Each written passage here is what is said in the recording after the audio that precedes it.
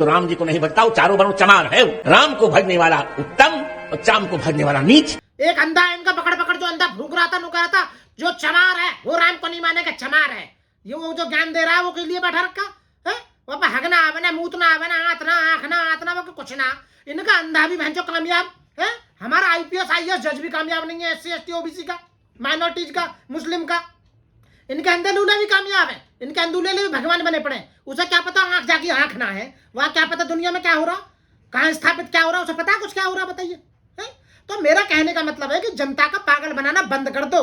तुम हार रहे हो 2024 में, जैसे ही हारोगे ऐसे जेल जाओगे डेफिनेटली। तुम्हारा काम पूरी तैयार है। दूसरी जो अपोजिट पार्टी है, विपक्ष में बैठा है, तुम्हारे सारे कर्मों की फाइल बनाई जा रही है। तुमने कहां घोटाले करे हैं? एक एक आदमी ने कह के 1000 करोड़ के घोटाले करके जो स्विच बैंक में जमा कर दिए ना पैसे, सबका हिसाब लिया जाएगा और देश छोड़ कर भागोगे तुम। सारा काम मोदी जी करेंगे भाई। जो पूजा पाठ का काम भी मोदी जी करेंगे, प्रधानमंत्री पद का भी मोदी जी, राजनीति भी मोदी जी करेंगे। मोदी की गारंटी है ना देश में। अरे तो भाई राजनीति में तो गारंटी है, धर्म में भी गारंटी है। फिर ये शंकराचार्य का अंडा देने को बना रखे हैं 4 शंकराचार्य जो बैठे हैं। ये 4 शंकराचार्य बैठा रखे हैं, मंदिरों में पंडित पुजारी बैठा रखे हैं। ये अंडा देंगे, ये क्या करेंगे? जब पूजा का काम भी मोदी करेगा तो ये क्या करेंगे फिर भी? ये किस लिए बैठा रखे? ये क्या मनुवाद फैलाने के लिए, अंधविश्वास फैलाने के लिए बैठा रखे? भगवान राम के सामने ही होगा सबका न्याय। भगवान राम अधूरे बने मंदिर पर जो तुमने प्राण प्रतिष्ठा करी है, ये तुमने अशगुन किया है, अशगुन। ये सही नहीं हुआ। पूरा मंदिर बनना चाहिए था रामनवमी वाले दिन। भगवान राम की प्राण प्रतिष्ठा होनी चाहिए थी, क्योंकि जब आचार संहिता लग जाती, चुनाव आचार संहिता में तुम जा नहीं पाते, इसलिए अकेले तुम ही बनना चाहते हो। मेन्यू सर्वे सर्वा all in all Modi ji. 2200 crore रुपया जो इन्होंने एडवर्टाइजमेंट में खर्च दिया, उनके बाप का पैसा, टैक्स पेयर का पैसा है, वो कैसे खर्च कर रहे हो तुम भाई? सरकार के पैसे को उल्टा सीधा लगा रहे हो है। आज तक जो प्रधानमंत्री फंड कोष में पैसा आया, तुमने उसका हिसाब नहीं दिया आज तक। कहाँ का पैसा सारा? वो 1 लाख करोड़ रुपया वर्ल्ड बैंक से ले लिया, उसका नहीं पता लगा। सोना जो तुमने रिजर्व बैंक का गिरवी रख दिया, उसका नहीं पता चला। संस्थान तुमने सारे बेच दिए, उसका पता नहीं चला। विदेश तुमने सारे भेज दिए, मेहुल चौकसी, नीरव चौकसी और दुनिया भर के माल्या वाल्या सब लेके चले गए, उनसे जो पैसा लिया उसका नहीं पता चला। अब विश्व बैंक, वर्ल्ड बैंक, उससे जो स्विच बैंक में जो पैसा जमा करा दिया, कहाँ चला गया वो? किसकी लिस्ट आई है वो? स्विच बैंक में बीजेपी के नेताओं का पैसा जो जमा हुआ है, वो किस किस की लिस्ट आई है, किस किस का पैसा जमा हुआ है। सरकार यदि चलेगी, राम मंदिर नहीं आया, राम मंदिर आ गया ठीक है, यदि तुम सरकार में नहीं आए तो सारे जेल में जाओगे, चिंता ना करो, तुम्हारा इंतजाम हो रहा है, तुम्हारी लिस्ट बनाई जा रही है। यदि इंडिया अलायंस की वो बन गया ना प्रधानमंत्री, राहुल गांधी या खड़गे जी या कोई भी प्रधानमंत्री बन गया, सारे के सारे जितने भी तुमने घोटाले करे ना, सब लिख जाएंगे, चिंता ना करो। मजे जितने लिए हैं ना, डेफिनेटली है ही होगा सबका न्याय। जो मोदी जी हैं, उन्होंने पूजा पाठ का काम किया है, प्राण प्रतिष्ठा की है, यानी कि जो काम हमारे शंकराचार्यों को करना चाहिए था, पुजारियों को करना चाहिए था, पंडों को करना चाहिए था, या जो उसमें मुख्य जो हमारा पूजा करने वाले जो मुख्य बनते हैं, वो शंकराचार्य, उन्हें करना चाहिए था। तो ये काम प्रधानमंत्री ने जो किया है वो बिल्कुल सरासर गलत किया है, क्योंकि संविधान क्लियर कट कहता है कि आप पद पर रहते हुए, आप किसी पद पर, यानी संवैधानिक पद है एक प्रधानमंत्री का पद, संवैधानिक पद पर रहते हुए आप एक धर्म को, किसी भी धर्म को प्रमोट नहीं करोगे, आप पूजा पाठ नहीं करोगे इस तरह से। यदि आप करते हैं, यदि आपको शौक है पूजा पाठ करने का, तो आप एक काम कीजिए, आप प्रधानमंत्री पद से पहले इस्तीफा दीजिए, रिजाइन कीजिए, क्योंकि आपको पूजा पाठ मंदिर में ज़्यादा मजा आ रहा था। खूब वहाँ आराम से पूजा पाठ कीजिए, खूब पत्थरों में जान डालिए, फूंक फेंकिए, मरे हुए को जिंदा कीजिए या पत्थर को जिंदा कीजिए, वो तुम्हारी अपनी आस्था है, आस्था के वैसा जो कुछ करना है वो करिए। लेकिन आपने संविधान का वायलेशन किया है। सुप्रीम कोर्ट को इस तरह की बहुत सारी PIL जाएंगी, डेफिनेटली जाएंगी, और हम भी डालेंगे कि प्रधानमंत्री ने पद पर रहते हुए पद का दुरुपयोग किया है, और उसमें जो 2200 करोड़ रुपए का जो चुनाव प्रचार का जो टैक्स पेयर का जो पैसा लगाया है वो गलत लगाया है। 1800 करोड़ का मंदिर में लगाया है आपने, मंदिर बनाने में 4000 करोड़ रुपए आपने मंदिर पर खर्च कर दिया। जिस देश में सुबह उठते ही लोग राम राम करते हों, गांव में, क्योंकि हमारा देश गांव में बसता है, 70% जनसंख्या गांव में निवास करती है।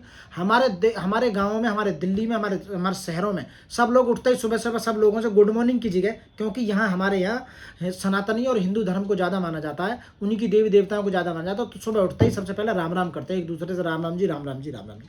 कोई मर जाता है तो भी राम नाम सत्य, राम नाम सत्य से उसकी अंतिम संस्कार करने का काम करते हैं। हर साल भारत में, हर जगह नहीं, मैं करूँ लाखों जगह रामलीलाओं का आयोजन किया जाता है।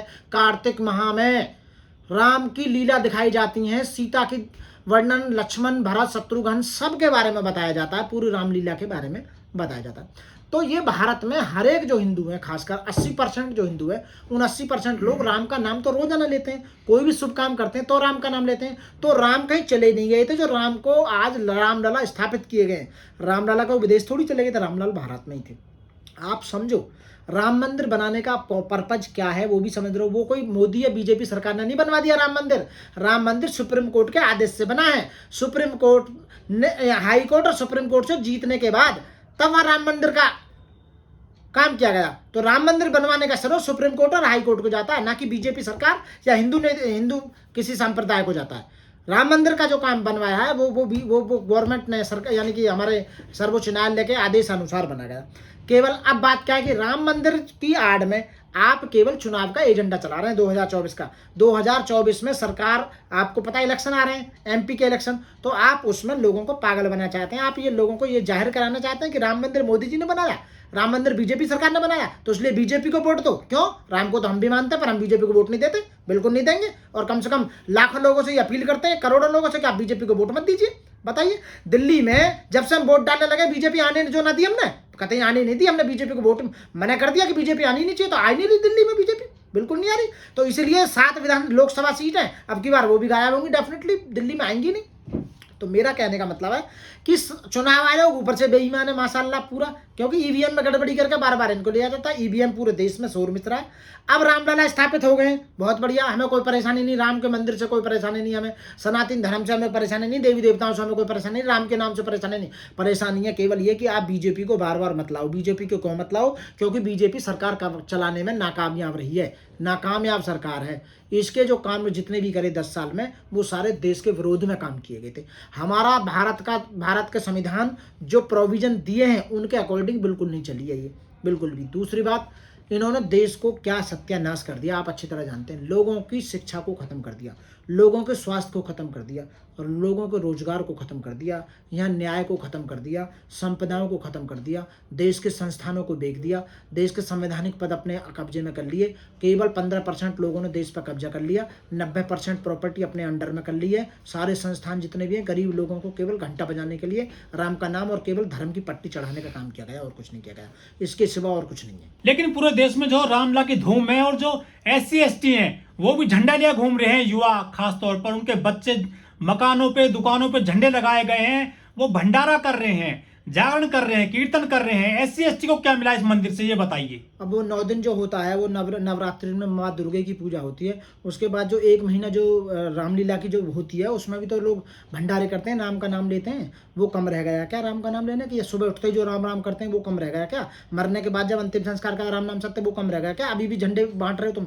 अरे तुम समझो बीजेपी की चाल को। OBC वालों, SC वालों, तुम्हारी बुद्धि पर पर्दा पड़ गया है। धर्म का अफीम इतनी चटा दी गई है तुम्हें, तो तुम्हें यही नहीं पता चल रहा कि तुम्हारे अधिकार खत्म कर दिए गए। तुम्हारी शिक्षा, स्वास्थ्य, रोजगार सब खत्म कर दिया गया। तुम्हारे हिस्से की प्रॉपर्टी सब उन्होंने। भैया राज में इतनी पावर है, इतनी पावर है कि ये क्यों बनना चाहते हैं बार बार? क्योंकि सारी पावर पॉलिटिक्स में है।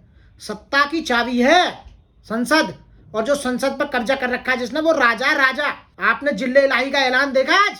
जिले इलाही रेड कारपेट पे अकेला बिल्कुल हिटलर की तरह चल रहे थे, सब साइड में बैठे हुए थे। क्यों? टैक्स पेयर का पैसा है, तुम्हारे घर का पैसा नहीं है। ये हिंदुस्तान तुम्हारा अपना नहीं है। यहाँ भारत में सभी लोग रहते हैं, सभी संप्रदायों के लोग रहते हैं, सभी धर्मों के लोग रहते हैं, और सभी टैक्स देते हैं। एक चीज खरीदते हैं ना, उस पर भी टैक्स देते हैं। उस पैसे पे आज फिजूल खर्ची कर रहे हो आप पैसे को। हवाई जहाज खरीद रहे हो, कभी कुछ कर रहे हो, कभी कुछ कर रहे हो। और IPC CRPC एविडेंस बदलने का क्या कर दिया? आगे पीछे तो कर दिया, इससे ज्यादा और क्या कर दिया आपने? कुछ नहीं करा। तो मैं यही कहूंगा, केवल SC/ST के लोगों, OBC के लोगों, तुम्हारे अधिकारों को खत्म कर दिया। मैं 52% OBC के लिए कहता हूं, यदि तुम्हारे इतने हितैषी थे, बार बार कहते हैं मैं OBC माँ का बेटा हूं, मैं बैकवर्ड कास्ट से आता हूं प्रधानमंत्री, तो फिर अपने भाइयों को रिजर्वेशन पूरा क्यों नहीं करा? लोकसभा और विधानसभा में उनके पद क्यों नहीं आरक्षित करे? जैसे SC/ST के 131 MP आते हैं, तो आपने OBC के MPओं के लिए सीट आरक्षित क्यों नहीं करी संविधान में अमेंडमेंट करके? क्यों नहीं 1066 SC MLA बनाए जाते हैं? क्यों ना तुमने विधानसभा में OBC 52% है तो उसके लिए MLA की सीट रिजर्व करी? आप बताइए, जहां ओबीसी वाले हैं, जैसे गौतम बुद्ध नगर की सीट है, उसमें गुजर ओबीसी 70% लोग हैं ना, वहां भी आपने 3% पंडित को जिता दिया 2 बार। क्यों भाई? गुजरों को वोट क्यों नहीं दे रहे? गुजरों को टिकट क्यों नहीं दिया तुमने? जाटों को टिकट क्यों नहीं दिया तुमने? यादवों को टिकट क्यों नहीं दिया तुमने? अल्पसंख्यक जो ओबीसी में जो मोमडन आते हैं उनको टिकट क्यों नहीं दिया तुमने?